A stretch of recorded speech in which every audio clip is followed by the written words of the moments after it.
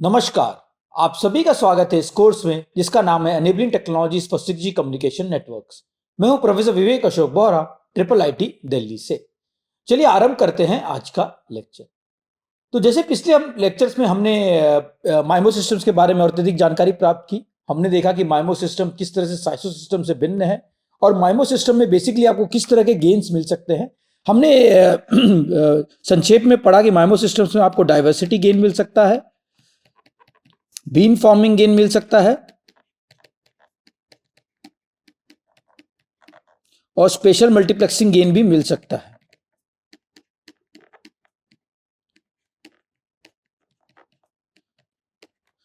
ये तीन फॉर्म हमने देखा और हमने देखा कि डाइवर्सिटी में जो गेन मिलने के लिए आपको इंडिपेंडेंट पाथ्स का होना काफी आवश्यक है ट्रांसमीटर रिसीवर के बीच में। अगर आपको मैक्सिमम डाइवर्सिटी ऑर्डर या मैक्सिमम डाइवर्सिटी गेन चाहिए तो ट्रांसमीटर रिसीवर के बीच में इंडिपेंडेंट पाथ्स का होना काफी आवश्यक है। उसके अलावा हमने देखा स्पेशल मल्टीप्लेक्सिंग और डाइवर्सिटी में एक ट्रेड ऑफ है, या तो फुल स्पेशल मल्टीप्लेक्सिंग गेन ले सकते हो या तो फुल आप डाइवर्सिटी गेन ले सकते हो। और उसके अलावा उपरांत हमने देखा कि बीम फॉर्मिंग गेन को बहुत लोग एरे गेन के नाम से भी जानते हैं, जहां पर आप एक बीम एक रिसीवर की तरफ फोकस करते हैं, या ट्रांसमीटर की तरफ या तो रिसीवर की तरफ। तो ये बेसिकली हमने तीन फॉर्म्स के एडवांटेजेस देखे multiple input multiple output systems के। और हमने ये भी देखा कि बेसिकली रिसीवर डाइवर्सिटी जो कंबाइनिंग टेक्निक्स है वो काफी मैच्योर टेक्निक्स है और उस पर काफी शोध और अनुसंधान ऑलरेडी हो चुका है। जैसे हमने देखा रिसीवर कंबाइनिंग टेक्निक्स में पहला आता है सिलेक्शन डाइवर्सिटी, सेकंड आता है इक्वल गेन कंबाइनिंग और थर्ड आता है MRC. Selection, equal gain combining और एमआरसी की वजह से हमारे रिसीवर के परफॉर्मेंस में काफी वृद्धि आ सकती है। तो ये काफी मैच्योर टेक्निक है। इसमें हमने संक्षेप में देखा किस तरह से आपके एसएनआर में गेन आते हैं और इसका उपयोग करके किस तरह से आपके बिट रेट परफॉर्मेंस में भी काफी वृद्धि आ सकती है। तो आज के लेक्चर में हम पहले एमआरसी के बारे में पढ़ेंगे, मैक्सिमम रेशियो कंबाइनिंग संक्षेप में। उसके बाद हम पढ़ेंगे कि बेसिकली ट्रांसमीटर डाइवर्सिटी की मदद से किस तरह से आप परफॉर्मेंस में वृद्धि ला सकते हो। ट्रांसमीटर डाइवर्सिटी से मेरा तात्पर्य यह है जब ट्रांसमीटर पे मल्टीपल एंटीनाज है, रिसीवर पे या तो एक एंटीना या एक से ज्यादा एंटीना हो सकते हैं। और ट्रांसमीटर एंटीना जनरली माइसो सिस्टम और ऑब्वियसली माइमो सिस्टम पे इंपैक्ट करता है। जब आपके ट्रांसमीटर में मल्टीपल एंटीनाज है और रिसीवर पे एक सिंगल एंटीना, हम उसे माइसो सिस्टम कहते हैं। और जब ट्रांसमीटर में भी मल्टीपल एंटीनाज है और रिसीवर में भी मल्टीपल एंटीनाज है तब हम उसे माइमो सिस्टम कहते हैं। तो इस पे उसका इंपैक्ट पड़ सकता है। तो चलिए आज के लेक्चर में हम ये ट्रांसमीटर डाइवर्सिटी के बारे में अत्यधिक जानकारी प्राप्त करेंगे। पहले हम संक्षेप में एमआरसी को समझते हैं, क्योंकि एमआरसी एक सॉर्ट ऑफ स्टेपिंग स्टोन है। MRT maximal ratio transmission, beam forming और आगे जाके और भी अत्यधिक रिसीवर डिजाइन को समझने के लिए। तो एमआरसी का बेसिक परफॉर्मेंस इवैल्यूएशन हमने पहले भी advance topics of wireless communication में भी देखा है। समझिए हमने कोई ट्रांसमिट किया है सिंबल एस ट्रांसमीटर से रिसीवर पे, और ये एमआरसी में बेसिकली हम एज्यूम कर रहे हैं कि एक ट्रांसमीटर और दो रिसीवर है। ये माइसो सिस्टम है, तो बेसिकली ये साइमो सिस्टम है। यहाँ सिंगल इनपुट मल्टीपल आउटपुट है, तो एक ट्रांसमीटर दो रिसीवर से कम्युनिकेट कर रहा है मल्टीपल एंटीना के द्वारा, या तो एक सिंगल रिसीवर है जिसमें दो एंटीना है और दोनों सेग्रीगेटेड रिसीवर्स है, और दोनों रिसीवर में इंफॉर्मेशन आ रही है। यहाँ पर Y1 आ रहा है RX में और RX2 में Y2 आ रहा है। तो ये बेसिकली ये RX1 भी मिल रहा है और ये बेसिकली आपको RX2 में मिल रहा है। तो Y1 जो मिल रहा है आपको RX1 में मिल रहा है, Y2 जो मिल रहा है आपको RX2 में मिल रहा है। और चैनल गेन जो रिस्पेक्टिव चैनल गेन है वो H1 एंड H2 है, और रिसीवर पे जो नॉइज है E1 और E2 है इस केस में। तो समझिए हमें इसको ऑप्टिमली डिकोड करना है। तो हमने जैसे बताया था, अगर लास्ट क्लास में अगर आपको ज्ञात होगा, हमने बताया था कि एमआरसी जो है वो एक ऑप्टिमल स्कीम है जो आपको मैक्सिमम परफॉर्मेंस गेन्स प्रदान करती है और मैक्सिमम डाइवर्सिटी ऑर्डर भी देती है। ये किस तरह से मुमकिन है वो हम आज के लेक्चर में समझेंगे। तो समझिए आपके एस में जो है, आप एस को डिकोड करना चाहते हो। एस जो है आपका ट्रांसमिट सिंबल है, आपने एस भेजा है और ये एस जो है वो RX1 में भी और RX2 में भी Y1 और Y2 के द्वारा प्राप्त हुआ है। तो W1 Y1 और W2 Y2 हम बेसिकली एज्यूम कर रहे हैं कि रिसीवर को लीनियर प्रोसेसिंग कर रहा है, तो W1 कॉन्जुगेट Y1 से मल्टीप्लाई होगा और W2 कॉन्जुगेट Y2 से मल्टीप्लाई होगा। और ये हम देखेंगे अभी देखेंगे W1 W2 से बेसिकली इसको वेटेड फंक्शन भी कहते हैं। रिसीवर में हम कुछ वेट्स मल्टीप्लाई करेंगे ताकि आपको रिसीवर पे मैक्सिमम एसएनआर प्राप्त हो जाए। तो हम ये देखेंगे कि जब जब हमने वेट से मल्टीप्लाई किया और जब y1 और y2 की जो वैल्यूज है हमने यहाँ से लेके यहाँ पर सब्स्टिट्यूट कर दी, तो हमें ये रिजल्ट मिलेगा W1 into H1, W2 into H2, क्योंकि W1 कॉन्जुगेट है और W2 कॉन्जुगेट है। हम ये एज्यूम कर रहे हैं कि बेसबैंड में प्रोसेसिंग हो रहा है और H1 H2 और इनफैक्ट S भी एक कॉम्प्लेक्स इंफॉर्मेशन सिंबल H1 और H2 बेसबैंड रिप्रेजेंटेशन है RF चैनल के, और S1 और S जो है वो कॉम्प्लेक्स लो पास इक्विवेलेंट है ट्रांसमिटेड इंफॉर्मेशन का। तो हम इसके बेसिस पे लिख सकते हैं, और S जो है वो मल्टीप्लाई होगा W1 conjugate H1, W2 conjugate H2, W1 conjugate E1 और W2 कॉन्जुगेट E2। तो इसको जब हमने प्रोसेसिंग किया गामा M, तो W1 conjugate H1 plus W2 conjugate H2 the whole square divided by W1 square plus W2 square sigma square. हम इसको इस फॉर्म में लिख सकते हैं। अब हम इसमें कॉशी-श्वार्ट्ज इनइक्वालिटी का उपयोग करेंगे और हम ये दिखाएंगे कि जब जब W1 की value is equal to alpha H1 और W2 की वैल्यू अल्फा H2, अल्फा कोई कांस्टेंट है, 1 भी हो सकता है, अल्फा एक बेसिकली स्केलिंग फैक्टर है, बट इसे हम जनरली बहुत लोग इसे 1 की तरह से भी समझते हैं। तो अल्फा H1 जब हमने ये सब्स्टिट्यूट किया तो हम ये देखेंगे आपको मैक्सिमम SNR प्रदान हो सकता है। ये इक्वालिटी तभी होगी इस केस में जब W1 की वैल्यू अल्फा H1 और W2 की वैल्यू अल्फा H2 होगी, अल्फा कोई कांस्टेंट है। ठीक है, इस ऑपरेशन को बहुत लोग मैच फिल्टर ऑपरेशन के नाम से भी जानते हैं, जहां पर आपके रिसीवर के पास चैनल स्टेट इंफॉर्मेशन है, उस चैनल स्टेट इंफॉर्मेशन की मदद से उसे मैक्सिमम SNR ऑब्टेन करना है, इसे मैच फिल्टर करते हैं, channel the receiver filter which is match to the channel, क्योंकि H1 और H2 आपके चैनल है और हम W1 W2 दो वेट्स को इस तरह से डिजाइन करते हैं ताकि आपको मैक्सिमम SNR मिल जाए, और उसकी जो वैल्यूज होती है, अगर आपको मैक्सिमम SNR ऑब्टेन करना है रिसीवर में, उसकी जो वैल्यूज होती है W1 और W2 की, वो चैनल गेन के समान होनी चाहिए ताकि आपका जो कोहेरेंट कॉम्बिनेशन H1 स्क्वायर और H2 स्क्वायर आ सके। तो हम ये दिखा सकते हैं कि जब W1 और W2 की वैल्यू ये होती है तो आपको रिसीवर पे मैक्सिमम SNR प्राप्त हो सकता है। तो ये इक्वालिटी तभी होगी, इक्वालिटी जब W1 equal to alpha H1 और W2 equal to alpha H2 for some alpha, alpha is a constant. तो ये हमने देख लिया। इसके आगे हम देखेंगे इसकी वजह से आपको जो रिजल्टिंग SNR होगा वो हम इस फॉर्म में लिख सकते हैं। हमने यहां एज्यूम किया है कि जो सिग्नल पावर है वो ES है, एनर्जी पर symbol divided by the noise power spectral intensity. So ES जो है वो है सिंबल एनर्जी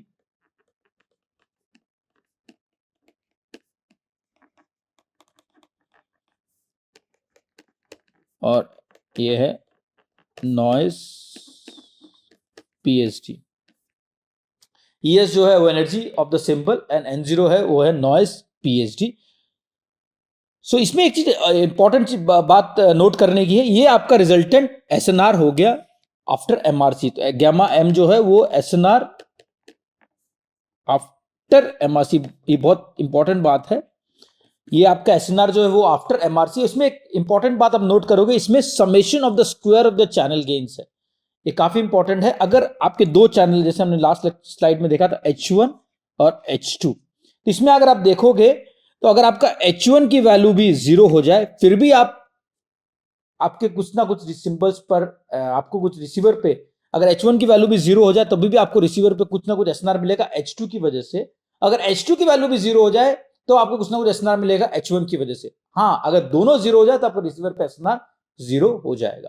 तो ये बेसिकली आपको एक इंडिपेंडेंट पाथ प्रदान करता है ट्रांसमीटर और रिसीवर के बीच में। इसकी वजह से अगर H1 अगर डीप फेड में रहेगा तभी भी आप इंफॉर्मेशन को H2 की मदद से रिट्राइव कर सकते हो, अगर H2 डीप फेड में रहेगा तो अभी भी आप इंफॉर्मेशन H1 की मदद से रिट्राइव कर सकते हो। यानी आपको इसमें डाइवर्सिटी ऑर्डर ऑफ 2 मिलता है, क्योंकि आपके दो इंडिपेंडेंट पाथ्स है H1 और H2।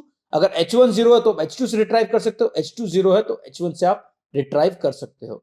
लेकिन इसमें एक बहुत इंपॉर्टेंट बात है, हम एज्यूम कर रहे हैं कि H1 और H2 दोनों अनकोरिलेटेड है, दोनों इंडिपेंडेंट है, तभी ये मुमकिन है। अगर H1 और H2 दोनों कोरिलेटेड है या दोनों डिपेंडेंट है, तो अगर H1 की वैल्यू भी 0 हो जाएगी तो H2 की वैल्यू भी 0 हो जाएगी, यानी दोनों म्यूचुअली कोरिलेटेड है। हेंस डाइवर्सिटी ऑर्डर ऑफ 2, जैसे मैंने बोला हम एज्यूम कर रहे हैं कि H1 और H2 दोनों इंडिपेंडेंट है, तो अगर H1 भी 0 जा रहा है तो H2 से आप रिट्राइव से आप इंफॉर्मेशन रिट्राइव कर सकते हो, अगर H2 की वैल्यू 0 जा रही है तो H1 से आप रिट्राइव कर सकते हो।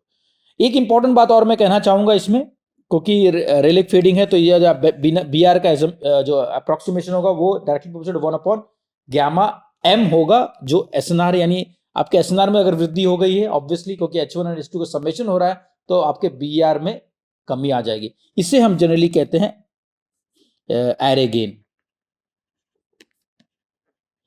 क्योंकि आपके दोनों में समेशन हो रहा है H1 array gain of 2 and diversity order of 2 as well.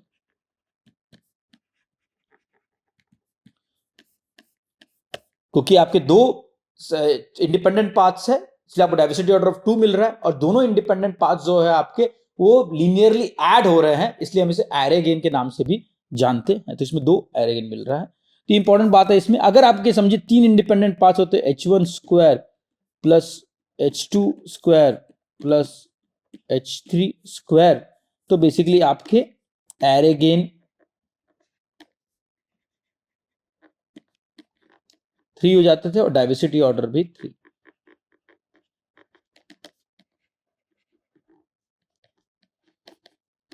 Array gain भी 3 और डाइवर्सिटी ऑर्डर भी 3। तो इसमें एक बेनिफिट आपको मिल सकता था, अगर आपका 3 इंडिपेंडेंट पाथ्स होते थे तो आपके एरे गेन 3 होते थे और डाइवर्सिटी ऑर्डर भी 3 मिल सकता था आपको। तो एक बहुत बड़ा इंपॉर्टेंट इसमें यह है कि आपके जैसे जैसे इंडिपेंडेंट पाथ्स बढ़ेंगे आपकी डाइवर्सिटी ऑर्डर भी बढ़ेगी और आपके एरे गेन में भी वृद्धि आते रहेगी।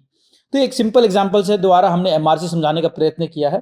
सेम एक्सटेंशन हम एमआरटी और जब ट्रांसमीटर में नंबर ऑफ एंटीनाज है उस पर भी कर सकते हैं, उसमें भी एक इंपॉर्टेंट कैच है, वो हम आपको जाके बताएंगे। अब हम पढ़ते हैं ट्रांसमीटर एंटीना डाइवर्सिटी के बारे में। हमने अभी तक रिसीवर एंटीना डाइवर्सिटी के स्कीम्स के बारे में पढ़ा। हमने देखा कि सिलेक्शन कंबाइनिंग किस तरह से काम करता है और इक्वल गेन कंबाइनिंग किस तरह से काम करता है। तो काफी फोकस हमने एमआरसी पे किया है क्योंकि ये बैकबोन है आगे एमआरटी को भी समझने का। Transmitter diversity is a maturing pioneer in 1990s and considered adopted considered since 2010 से इस पे काफी शोध हुआ है। और हाल फिलहाल में अगर आप देखोगे मैसिव माइमो, इंटेलिजेंट रिफ्लेक्टिव सरफेसेस, ये सब सॉर्ट ऑफ ब्रांचेस ही है ट्रांसमीटर एंटीना डाइवर्सिटी के। Transmitter diversity base station extra promising improve downlink, क्योंकि आपके बेस स्टेशन में अगर मल्टीपल एंटीनास होंगे तो आप डाउनलिंक में आपका परफॉर्मेंस में काफी इंप्रूवमेंट है। अगर वीडियो डाउनलोड कर रहा है मोबाइल फोन या तो फिर लैपटॉप में आप कुछ डाउनलोड कर रहे हैं तो ऑफिस बहुत समय डाउनलिंक लिंक जो होती है वो काफी क्रूशियल होती है, इससे डाउनलिंक लिंक के परफॉर्मेंस में वृद्धि आना काफी आवश्यक है। No added power consumption, complexity और कॉस्ट टू द मोबाइल्स, क्योंकि मोबाइल्स में आप कुछ चेंज नहीं कर रहे, जो भी कंप्लेक्सिटी आ रही है वो बेस स्टेशन पे आ रही है, तो इसकी वजह से इसे इनकॉर्पोरेट करना ज्यादा आसान है as compare to receiver diversity, खासकर डाउनलिंक। और इसके अलावा ये एक फ्रेमवर्क भी बनाता है मैसिव माइमो सिस्टम्स के लिए। अगर आपको मैसिव माइमो सिस्टम समझना है तो पहले आपको ट्रांसमीटर डाइवर्सिटी समझने की काफी आवश्यकता है। तो हम संक्षेप में ट्रांसमीटर डाइवर्सिटी समझेंगे। पहले एक दो स्कीम देखेंगे, जिससे अलामोटी स्कीम देखेंगे और जो माइमो जीरो फोर्सिंग और माइमो एमएससी रिसीवर्स के बारे में भी संक्षेप में जानकारी प्राप्त करेंगे। उसके बाद हम माइमो बीन फॉर्मिंग पढ़ेंगे, उसके बाद हम मैसिव माइमो के बारे में और अत्यधिक जानकारी प्राप्त करेंगे। तो समझते हैं पहले बीन फॉर्मिंग और maximal ratio transmission. Same concept जो हमने एमआरसी में लिया था हमने उसे रिवर्स कर दिया है। अब हम एज्यूम करें कि आपके दो ट्रांसमीटर है TX1 TX2 और सिंबल रिसीवर है H1 H2। तो बेसिकली दो चैनल हो गए H1 और H2 और एक रिसीवर है TX1 TX2। तो इसमें सेम चैनल है H1 H2। इसको हम कहते हैं माइसो सिस्टम, क्योंकि अब ट्रांसमीटर मल्टीपल एंटीनास तो आप ट्रांसमीटर पर डाइवर्सिटी का प्रयोग कर सकते हो। किस तरह से कर सकते हो वो अब हम पढ़ेंगे। तो आपको रिसीवर पर जो इन्फॉर्मेशन मिलेगी वो सिंगल चैनल इन्फॉर्मेशन मिलेगी, क्योंकि वाई मिलेगा, क्योंकि रिसीवर एक है तो वाई जो मिलेगा आपको समेशन ऑफ जो इन्फॉर्मेशन आपने यहाँ पर भेजा एस भेजा, यहाँ पर भी एस भेजा, सो जो रिसीवर पर जो मिलेगी वो summation of S H1 plus S H2 plus E of T. तो बेसिकली हम इसको इस फॉर्म में लिख सकते हैं, क्योंकि आपको जो रिसीवर पर इन्फॉर्मेशन मिल रही है सिंगल रिसीवर है और दो ट्रांसमीटर्स आपको इन्फॉर्मेशन मिल रही है, तो ये समेशन ऑफ इन्फॉर्मेशन होगी फ्रॉम बोथ द ट्रांसमीटर। और अगर मैंने एसएनआर प्राप्त करने का प्रयोग किया, प्राप्त करने की कोशिश की जैसे हमने पहले भी किया है, तो हमें इस तरह का एक्सप्रेशन मिल सकता है इस केस में। लेकिन इसमें एक प्रॉब्लम क्या है मैं आपको बताऊंगा, क्योंकि आपके रिसीवर पे जो है, रिसीवर पे अगर आप CSI ऑब्टेन आपके पास है भी, फिर भी इसमें आप मैक्सिमम डाइवर्सिटी ऑब्टेन नहीं कर सकते हैं। क्योंकि W1 W2 आर फिक्स्ड। अगर समझिए W1 W2 और फिक्स, और रिसीवर इनको सेग्रीगेट नहीं कर सकता, क्योंकि रिसीवर के पास जो इंफॉर्मेशन आ रही है वो कंबाइंड इंफॉर्मेशन आ रही है। आपको समझने की काफी आवश्यकता है कि रिसीवर पर जो इन्फॉर्मेशन आ रही है वो कंबाइंड इन्फॉर्मेशन आ रही है दोनों चैनल से, इसलिए रिसीवर दोनों एंटीना के कॉन्फ़िगरेशन को सेग्रीगेट नहीं कर सकता है क्योंकि रिसीवर पे सेम टाइम पे दोनों चैनल से इंफॉर्मेशन आ रही है। तो अगर मैं देखूंगा W1 W2 अगर फिक्स रहेगी तो इसकी जो स्टैटिस्टिकल डिस्ट्रीब्यूशन होगी जो कंबाइंड सिग्नल की वो सेम होगी H1 की जैसी या H2 की जैसी। अगर H1 गॉसियन है और H2 गॉसियन है और रिलेक फेडिंग है तो जो कॉम्बिनेशन होगी इन दोनों की H1 W1 plus H2 W2 की जो डिस्ट्रीब्यूशन होगी वो भी सेम होगी। तो इसकी वजह से आपको कोई गेन नहीं मिलेगा, ना डाइवर्सिटी गेन मिलेगा आपको और ना ही कोई और तरह का गेन आपको प्राप्त होगा। जैसे यहां पर ही मेंशन किया है, this SNR is the same statistical distribution within a scaling factor as H1 square or H2 square. Therefore, it is impossible to choose fixed W1 and W2 such a diversity is achieved without transmitter having the CSI.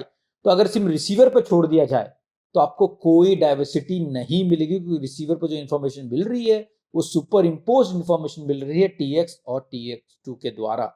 अगर आपको सही में diversity चाहिए, transmit diversity चाहिए, तो आपको कुछ अनोखा उपयोग करना पड़ेगा, उसके बारे में मैं समझाता हूं। तो अगर आपको रिसीवर, जैसे मैंने बताया ये रिसीव सिग्नल ये है, अगर आपको डाइवर्सिटी चाहिए तो अब आपको ट्रांसमीटर में भी H1 and H2 information should be known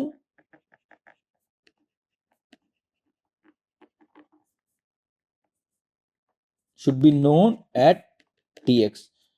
अगर H1 और H2 की इंफॉर्मेशन आपकी TX के पास है तभी उसे ट्रांसमिटर डाइवर्सिटी प्राप्त हो सकती है। ये बहुत ही इंपॉर्टेंट है। Now let's assume that transmit CSI is known. तो अब हम MRC जैसे हमने एनालिसिस किया था सेम एनालिसिस में एक्सटेंड कर सकते हैं with a power scaling factor. हम ये एज्यूम कर रहे हैं कि आपके ट्रांसमीटर में इंफॉर्मेशन है H1 और H2 की। अगर ट्रांसमीटर पे इंफॉर्मेशन है तो मैं सेम, तो इसमें ये क्या करेगा, S के पहले इसे कहते हैं W1 से मल्टीप्लाई करेगा और जैसे हम पहले भी देखे थे W2 से मल्टीप्लाई करेगा, लेकिन इससे ट्रांसमीटर की इंफॉर्मेशन है तो W1 जो रहेगा वो H1 के बराबर होगा और W2 जो होगा with scaling factor obviously H2 के बराबर होगा क्योंकि ट्रांसमीटर के पास CSI है। और इस स्टेप को हम प्रीकोडिंग कहते हैं। आपने सुना होगा प्रीकोडिंग मतलब आपके जो ट्रांसमीटर इंफॉर्मेशन है, इस केस में S, आप उसे प्रीकोड कर रहे हैं एक नोन इंफॉर्मेशन से। और नोन इंफॉर्मेशन क्या है, आपकी ट्रांसमिट CSI यानी H1 और H2। तो आप इससे प्रीकोड करेंगे, इसे हम प्रीकोडिंग ऑपरेशन कहते हैं। और यही एक बेसिस है मैसिव माइमो सिस्टम का भी। मैसिव माइमो सिस्टम में भी आप बेसिकली प्रीकोडिंग का उपयोग करके ही बीन फॉर्मिंग करते हैं, या तो स्पेशल मल्टीप्लेक्सिंग करते हैं या तो नल कैंसिलेशन करते हैं। तो बेसिकली ये प्रीकोडिंग होना काफी आवश्यक है ये सब सिस्टम के लिए। जैसे मैं बताया, अगर आपके ट्रांसमिट इन्फॉर्मेशन तो वेट्स जो होंगी वो प्रोपोर्शनल होगी H1 और H2 की, और जो आपको रिजल्टेंट SNR मिलेगा उस सेम एक्सप्रेशन जो हमने MRC के में देखा था, सेम एज MRC, तो ये आपको ऑब्टेन हो जाएगा क्योंकि आपके पास ट्रांसमिट CSI है। तो आपने ट्रांसमिट CSI की वजह से प्रीवेट कर लिया W1 और W2 को और सॉर्ट ऑफ प्रीकोडिंग कर लिया, उसकी वजह से S को जो है आपने W1 से जो H1 का फॉर्म है और W2 को जो H2 का फॉर्म है उससे मल्टीप्लाई कर लिया। तब आपको मैक्सिमम गेन इसमें प्रदान हो सकता है, डाइवर्सिटी ऑर्डर ऑफ 2 और एरे गेन ऑफ 2 भी मिल सकता है अगर आपके पास ट्रांसमिट CSI है। तो इसमें मेजर प्रॉब्लम यही है कि अगर आपको ट्रांसमिट डाइवर्सिटी चाहिए तो आपको ट्रांसमिट CSI की आवश्यकता पड़ती है ये स्कीम के लिए। हम आगे जाके एक स्कीम देखेंगे आलमूटी, इसमें बिना ट्रांसमिट CSI के भी आप डाइवर्सिटी ऑब्टेन कर सकते हो। लेकिन हाल फिलहाल के लिए आपको समझना आवश्यक है, अगर आपको बीन फॉर्मिंग करना है और आपको एरे गेन भी चाहिए और ट्रांसमिट डाइवर्सिटी, आपको ट्रांसमिट CSI की आवश्यकता पड़ती है, तब आपको सेम गेन जो MRC में मिला था वो गेन आपको प्राप्त हो सकता है। तो सेम स्ट्रक्चर जो हमने MRC में देखा था, summation of 2 SNR H1 square plus H2 square. अगर H1 जीरो हो जाएगा तो फिर भी आप H2 से रिट्राइव कर सकते हो, H2 अगर जीरो हो तो H1 से आप रिट्राइव कर सकते हो इंफॉर्मेशन को। आपका एरे गेन भी 2 मिल रहा है क्योंकि H1 square plus H2 square है, और डाइवर्सिटी ऑर्डर भी 2 है क्योंकि H1 और H2 दोनों इंडिपेंडेंट है, हम ये एज्यूम कर रहे हैं।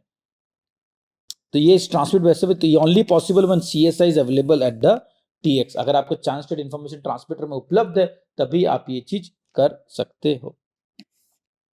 तो H1 conjugate divided by H, ये स्केलिंग है जैसे मैंने बताया था। ट्रांसमीटर में आपका इंफॉर्मेशन है, ट्रांसमिट वेक्टर ये है, S से आप H1 को मल्टीप्लाई कर रहे हो और ऐसे फिर दोनों को ये प्रीकोडिंग ऑपरेशन है। इसके बाद आप समेशन जो इंफॉर्मेशन मिली रिसीवर पे, उसमें आप ये करके आप इसे डिकोड कर सकते हो। तो ये सिंपल स्ट्रक्चर है micro system with transmit CSI। अगर मैं चैनल कैपेसिटी की बात करूं साइमो और माइक्रो सिस्टम की, साइमो सिस्टम और माइक्रो सिस्टम की, साइमो एंड माइसो चैनल कैपेसिटी तो बहुत सिंपली हम दिखा सकते हैं। चैनल कैपेसिटी का अगर आपको ज्ञात होगा कि अगर मैं बिट्स पर सेकंड पर हर्ट्ज की बात करूं, channel capacity is usually given as B log 2 1 plus SNR। तो अगर ये बिट्स पर सेकंड, अगर बिट्स पर चैनल यूज के लिए बात करूं या बिट्स पर सेकंड पर हर्ट्ज या स्पेक्ट्रल एफिशिएंसी की बात करूं, जनरली इसको हम इस फॉर्म में लिख सकते हैं 1 प्लस SNR। इसका होगा बिट्स पर सेकंड पर हर्ट्ज। बहुत लोग इसे बिट्स पर चैनल यूज के नाम से भी जानते हैं, पर हम इसको इस फॉर्म में भी लिख सकते हैं। तो ये हमने इस फॉर्म में नॉर्मलाइज कैपेसिटी भी कहते हैं बहुत लोग, नॉर्मलाइज्ड कैपेसिटी या स्पेक्ट्रल एफिशिएंसी।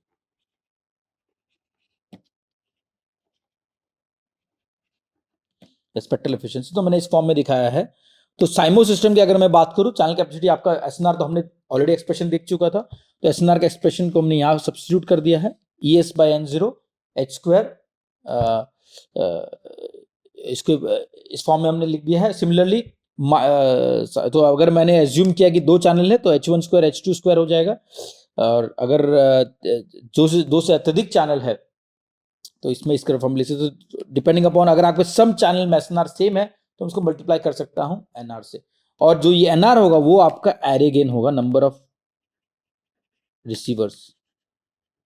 अगर सेम हर रिसीवर पे सेम आपको पावर मिल रही है तो इसे हम उस फॉर्म में लिख सकते हैं मल्टीप्लाइड बाय। जैसे आपके रिसीवर एंटीनास बढ़ेंगी तो आपकी ऑब्वियसली SNR में वृद्धि होगी और आपकी कैपेसिटी में भी लॉगरिथमिकली वृद्धि होगी, SNR कैपेसिटी में भी लॉगरिथमिकली वृद्धि होगी।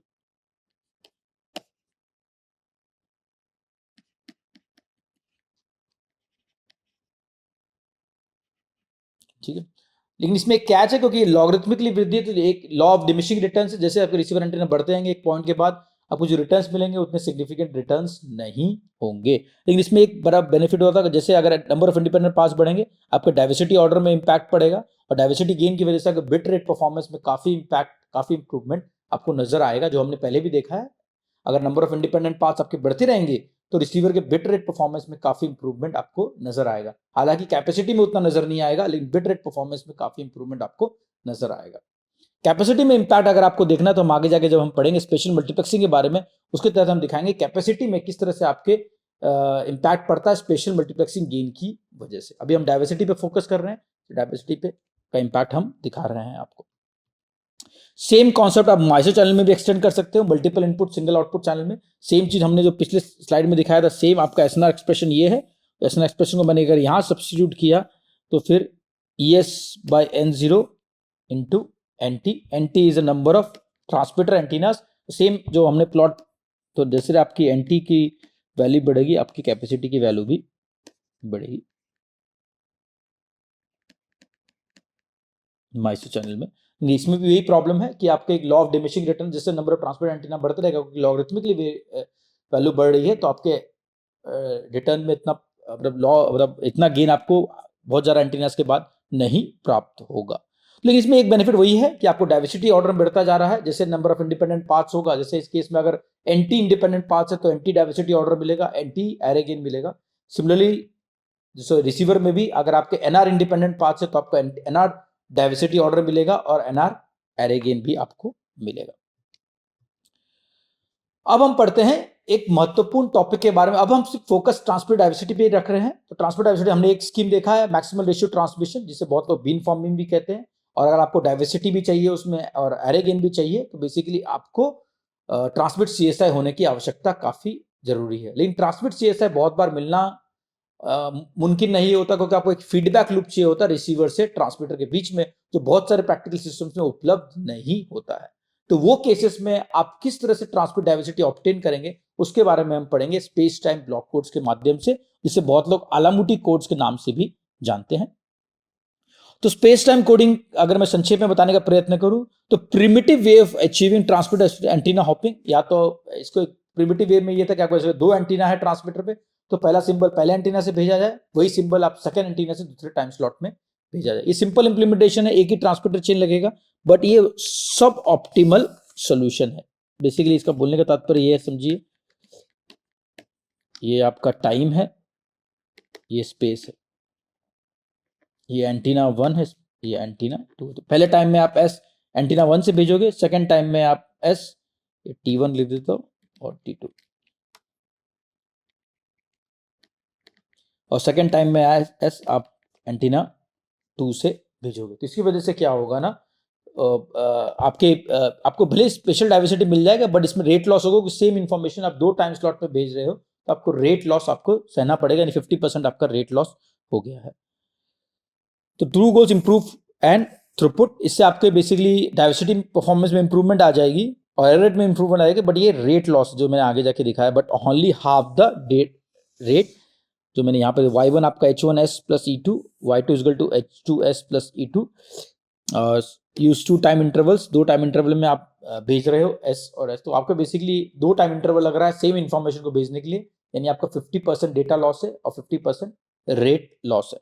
क्या हम इसमें बेसिकली क्वेश्चन ये पूछा जाएगा, क्या हम बिना रेट लॉस किए और बिना ट्रांसमिट CSI के क्या ट्रांसमिट डाइवर्सिटी ऑब्टेन कर सकते हैं? Can we obtain transmit diversity without rate loss and without transmit CSI, channel state information at the transmitter? तो ये दोनों के बिना क्या हम ट्रांसमिट डाइवर्सिटी ऑब्टेन कर सकते हैं? इसी का आंसर दिया होता STBC यानी अलामुटी कोड्स में, ऑप्टिमल STBC यानी अलामुटी कोड्स में। तो चलिए पढ़ते हैं अलामुटी कोड्स में।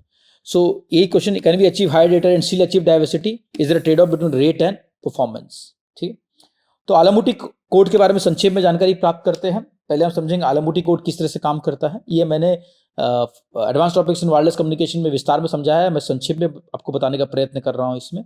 तो आपके सेम चीज है, सेम कॉन्सेप्ट है, दो एंटीना है माइसो सिस्टम में, अगर आप देख रहे होंगे इसको, और एक RX है Y, अगर मैं बोलूँ इससे। लेकिन इसमें हम क्या कर रहे हैं, जैसे माइसो सिस्टम में हमने देखा कि पहले जब ट्रांसमिट CSI की बात हो रही थी और हमने MRT यानी बिन फॉर्मिंग की बात की, तो हमने देखा कि वो आपको अगर ट्रांसमिट CSI ऑब्टेन करना, अगर आपको ट्रांसमिट डाइवर्सिटी चाहिए तो आपको CSI होना बहुत जरूरी है। लेकिन इस केस में हम दिखाएंगे बिना CSI के भी किस तरह से आप ट्रांसमिट डाइवर्सिटी ऑब्टेन कर सकते हैं माइसो सिस्टम्स के लिए। तो हम इसमें क्या बताया गया है कि आपके दो सिंबल्स है S1 और S2, और दो टाइम स्लॉट में आप सिंबल्स भेजोगे, स्पेस यानी एक एंटीना 1 है और एक ही एंटीना 2 है। तो आप पहले क्या करोगे, एंटीना पहले टाइम स्लॉट T1 में S1 और S2 एंटीना 1 और एंटीना 2 में भेजोगे, फिर सेकेंड टाइम स्लॉट में आप S2 कॉन्जुगेट एंटीना 1 से और -S1 कॉन्जुगेट एंटीना 2 से भेजोगे। बहुत संक्षेप में बताने का प्रयत्न करूंगा, क्योंकि टाइम T1 में आप S1 एंटीना 1 से, S2 एंटीना 2 से, और T2 में S2 कॉन्जुगेट एंटीना 1 से और -S1 कॉन्जुगेट एंटीना 2 से भेजेंगे। तो अगर हमने ये भेजा तो हमें इस तरह का कुछ एक्सप्रेशन मिलेगा। सिंपल है ये भी, ये आपका चैनल मैट्रिक्स बन गया ओवर टू टाइम स्लॉट्स। आपने ये S1 और S2 पहले टाइम स्लॉट में भेजा है और S2 कॉन्जुगेट और -S1 कॉन्जुगेट सेकंड, सो ये T1 में भेजा है आपने और ये T2 में भेजा है, और चैनल जो देखा हमने H1 और H2 है। तो रिसीवर पर अगर मैं देखूं तो H1 S1 H2 S2 ये T1 में मिल गया आपको,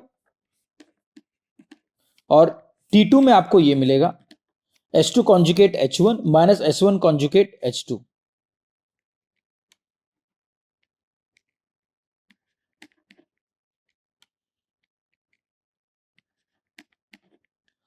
T2 में आपको ये मिलेगा, तो 1/√2 विद रिस्पेक्ट टू टाइम। अगर जैसे मेरा T1 पे आपको ये मिलेगा, T2 पे आपको ये मिलेगा। अब ये क्वेश्चन ये आता है कि हम किस तरह से S1 और S2 को रिसीवर पे डिकोड कर सकते हैं with full diversity order of 2। हमारे पास ट्रांसमिट CSI भी नहीं है, इसलिए हमने कोई प्री वेटिंग भी नहीं किया, इसमें प्री कोडिंग भी नहीं किया है। हम अब रिसीवर पे इसका उपयोग करके किस तरह से हमें ट्रांसमिट डाइवर्सिटी प्राप्त हो सकती है।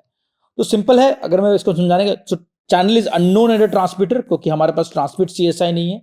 ये पायनियरिंग कोड है फॉर टू ट्रांसमिट एंटीनास, अगर आपके TX1 और TX2 transmit two symbols during two time intervals. T1 में हमने देखा कि T1 में S1 और S2 भेज रहे हैं, और T2 में हम भेज रहे हैं S2 कॉन्जुगेट और -S1 कॉन्जुगेट, दोनों एंटीना से।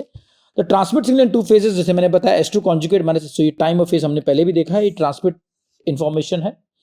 टोटल ट्रांसमिट पावर है SN², क्योंकि हम सेम सिंबल दो टाइम स्लॉट में भेज रहे हैं T1 और T2 में, तो ये पावर जो दोनों सिंबल में सेम सिंबल में इक्वली डिवाइड हो जाएगा, इसलिए हमने यहाँ पर स्क्वायर रूट ऑफ 0.5 जो एम्पलीट्यूड है वो स्क्वायर रूट के फॉर्म में डिवाइड हो स्क्वायर रूट ऑफ 0.5, क्योंकि पावर जो है वो इक्वली डिवाइड हो जाएगा, क्योंकि दो टाइम स्लॉट में सेम सिंबल भेज रहे हैं। S1 भी हम दो टाइम स्लॉट में भेज रहे हैं और S2 भी दोनों टाइम स्लॉट में भेज रहे हैं, इसलिए पावर जो है दोनों में इक्वली डिवाइड हो जाएगा। सेम चीज मैंने यहाँ पर लिखा, तो सेम फेज 1 में आपको ये मिलेगा और फेज 2 में हमने देखा है ये मिलेगा आपको।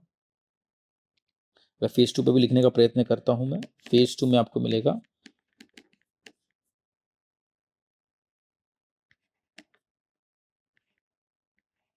S2 conjugate minus H2 S1 conjugate, ये आपको फेज 2 में मिलेगा। Where S is the transmitted signal with energy ES, similarly we can write the received signal in phase 2, जो मैंने ऑलरेडी आपके लिए लिख लिया है।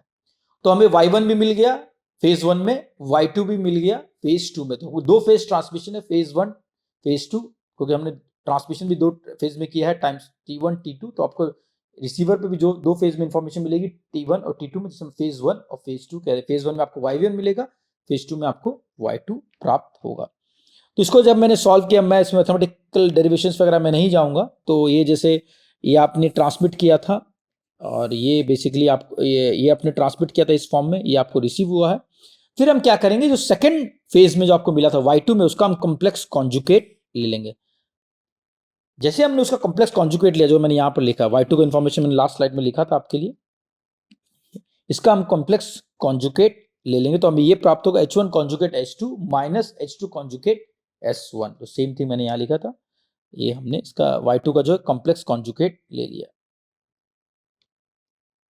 ठीक है, फिर हम ये करेंगे कि जो बेसिकली हम इसको इस तरह से एग्रीगेट कर सकते हैं, F S और E। S जो है वो आपके ट्रांसमिटेड सिंबल्स है, E जो है वो आपका नॉइज है, F जो है उसे हम चैनल मैट्रिक्स भी कहते हैं, क्योंकि ये कॉम्प्लेक्स चैनल मैट्रिक्स है। तो हम ये दिखा सकते हैं FHF जो होगा उसको हम इस फॉर्म में लिख सकते हैं। मैं आपके सहूलियत के लिए इसे सॉल्व भी कर लूंगा। H1 H2 minus H2 conjugate H1 conjugate, जो F है वो H1 H2 माइनस H2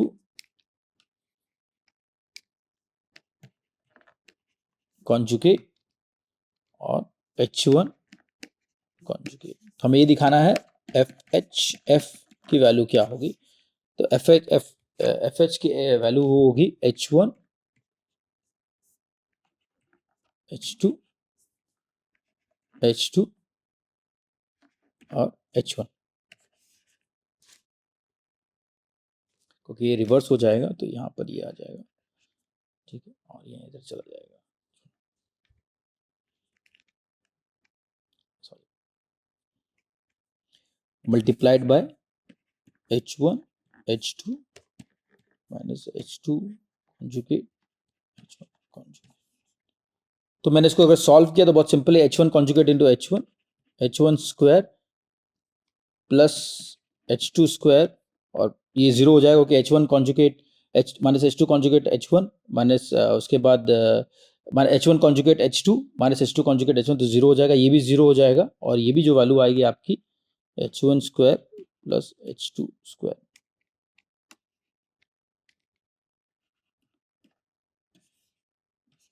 ये आपकी HF। तो आप देखो सेम एक्सप्रेशन जो हमें MRC और MRT में मिला था, हमें इसमें भी मिल रहा है। काफी इंपॉर्टेंट कंक्लूजन है ये। सेम एक्सप्रेशन हमें MRT, और यहाँ पर अगर मैंने हाफ डाल दिया तो 1/2 हो जाएगा। यहाँ पर भी सेम एक्सप्रेशन जो हमको वहां मिला था वो मिल जाएगा हमें यहाँ पर हाफ। ठीक है, तो आप देखोगे सेम एक्सप्रेशन हमें वहां मिला था MRT और MRC में, तो हमें यहां पर भी प्राप्त हो रहा है। तो इसकी वजह से हमने दिखा दिया है कि अगर H1 की वैल्यू भी जीरो होगी तब H2 से डिकोड कर सकते हो, अगर H2 की वैल्यू भी जीरो होगी और H1 से डिकोड कर सकते हो इसमें। लेकिन आप देखो दो डायगोनल्स है, तो एक S1 के लिए है और एक S2 के लिए, यानी दोनों सिंबल्स को आप दो डाइवर्सिटी ऑर्डर दे रहे हो।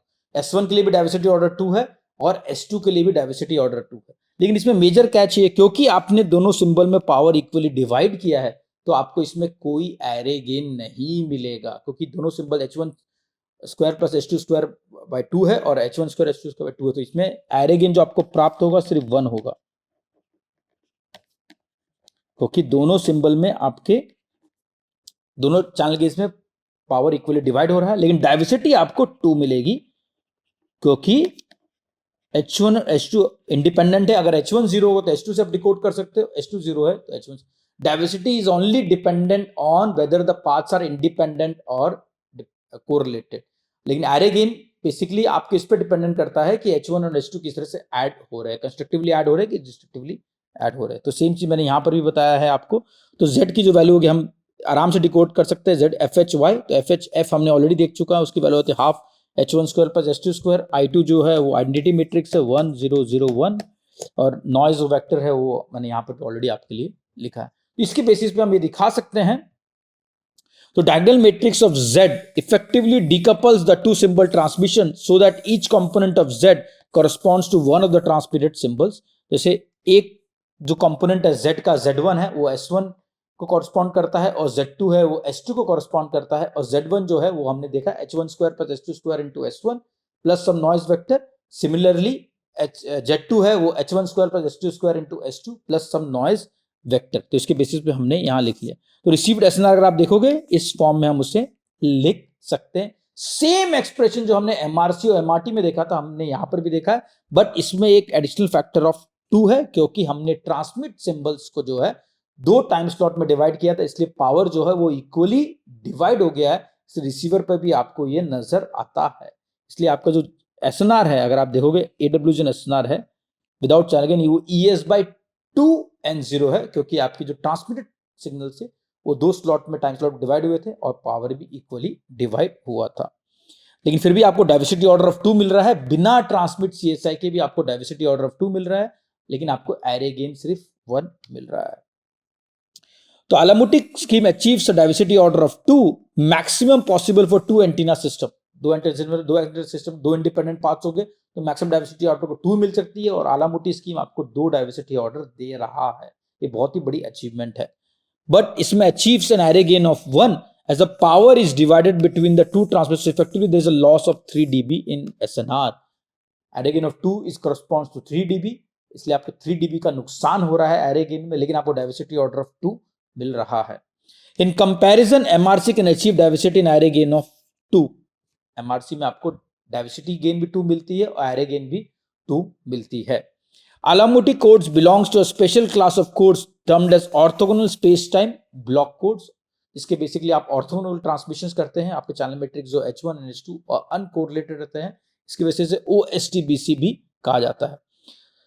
2 symbols in 2 time instant hence effectively transmits 1 symbol hence rate 1 full rate code. अगर मैं रिपीटेशन कोडिंग से कंपेयर करूं या कन्वेंशनल एंटीना हॉपिंग से कंपेयर करूं, इसमें आपका रेट लॉस था 50%, ये आपको फुल रेट कोड प्रदान करता है। ये मेजर बेनिफिट है Alamutic का as compare to conventional transmit diversity scheme. और मैं संक्षेप में अब इसके आगे एक्सटेंशन भी है Alamutic का STBC 2x2। इसमें 2 रिसीवर एंटीना आ गए हैं, RX1 और RX2। इसमें 4 इंडिपेंडेंट पाथ्स है, H11, H21, H12 और H22। इसमें 4 इंडिपेंडेंट पाथ्स है और 2 रिसीवर एंटीना। तो इसको भी हम इस फॉर्म में लिख सकते हैं Y1 Y2 फेज 1 में, Y1 Y2 फेज 2 में। तो मैं इसको विस्तार में नहीं आऊंगा क्योंकि ये हमने पहले भी डिटेल में पहले भी पढ़ा है अलग अलग कोर्सेस में। तो मैंने संक्षेप में बस कंप्लीशन के लिए मैंने आपको बताने का प्रयत्न किया है कि अगर आपको 2x1 को एक्सटेंड करना 2x2 में, आप इस तरह से इसे कर सकते हैं। और हम ये दिखा सकते हैं कि 2x2 सिस्टम का जो परफॉर्मेंस होगा, ऑब्वियसली यहाँ पर आपको जो 2x2 सिस्टम है उसमें डाइवर्सिटी ऑर्डर आपको मैक्सिमम 4 मिल सकती है, क्योंकि 4 इंडिपेंडेंट पार्ट्स है, H11, H12, H21, H22। इसमें आपको डाइवर्सिटी ऑर्डर ऑफ 4 मिल सकती है।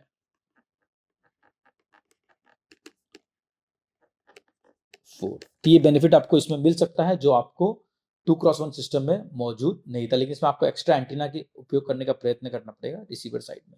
तो ये 2x2 का सिस्टम है। अगर मैं सिंपली कंपेयर करने का प्रयत्न करूं तो ये जो है ये परफॉर्मेंस है साइसो का,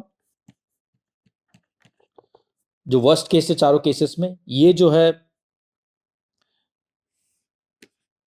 ये एमआरसी का परफॉर्मेंस है, और ये है आलामुटी का 2x1, 2x1। तो अभी देखो गैप तो अच्छा खासा है साइसो सिस्टम में। आलामुटी विदाउट ट्रांसमिट सीएसआई भी आपको अच्छा खासा गेन मिल रहा है 2x1 आलामुटी सिस्टम में। ये जो परफॉर्मेंस गेन है वो एमआरसी का है, जिसमें आपको एरे गेन भी मिल रहा है, इसलिए इसका परफॉर्मेंस आलामुटी से स्लाइटली बेटर है। और ये जो है वो 2x2 आलामुटी कोड है, 2x2 आलामुटी कोड है, जिसमें आपको डाइवर्सिटी गेन भी मिल रहा है और एरे गेन भी, डाइवर्सिटी ऑर्डर 4 मिल रहा है आपको इसमें 4, इसमें डाइवर्सिटी ऑर्डर 2 और एरे गेन 2। इसमें डाइवर्सिटी ऑर्डर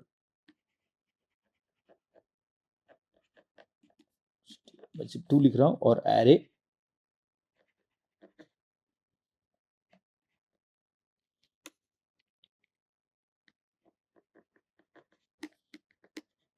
साइसो में ऑब्वियसली डाइवर्सिटी 1 और एरे भी 1। तो जैसे आपका डाइवर्सिटी ऑर्डर बढ़ेगा परफॉर्मेंस में आलामुटी 2x2 में डाइवर्सिटी ऑर्डर 4, एरे गेन भी 4 है, तो बेसिकली आपको बेस्ट परफॉर्मेंस आलामुटी 2x2 में मिल रहा है। You can observe that BER performance is much better than 1x2 MRC case. Obviously, this is because effectively concatenation of transmission from two receiver antennas over two symbols results in diversity order of 4. For आलामुटी 2x2 के लिए आपको diversity order 4 मिल रहा है, इसलिए आपको performance में obviously बात है वृद्धि होगी।